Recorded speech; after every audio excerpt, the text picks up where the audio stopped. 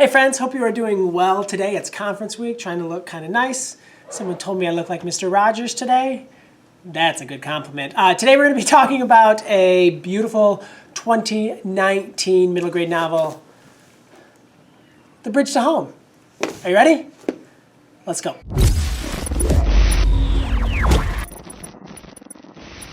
The Bridge to Home by Padma Venkatraman is a heartbreaking book. Holy smokes, it's heavy. It's so heavy. It is about these two girls, Viji and Rukku, who live in India, and they have an extremely abusive father. The book opens with the father breaking the mom's arm, and so they have to run away. The mom has promised to stay married to this man, so she will not divorce him, and so the kids have to go and have to run away, and they become homeless, living in a large city in India on the streets. It's rough.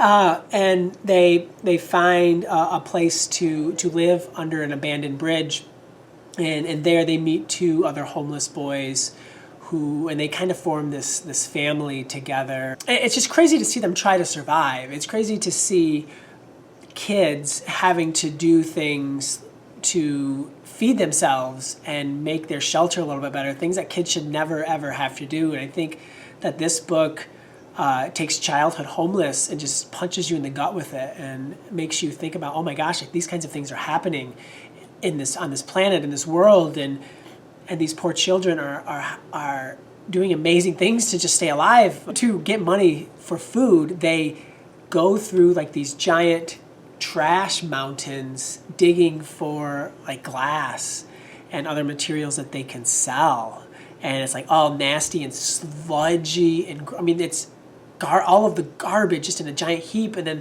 it's so gross, and you just think like, man, these kids will do anything for each other. They will do anything to survive, and it's such a powerful book. It will just stay with you, and I don't think that this is a book that readers will ever forget. The book is told in a letter from Viji to Rukku, and as a reader, you are kind of discovering why she's writing to her sister, and why this letter is how this book is being told, and you can kind of tell that it's not for happy reasons.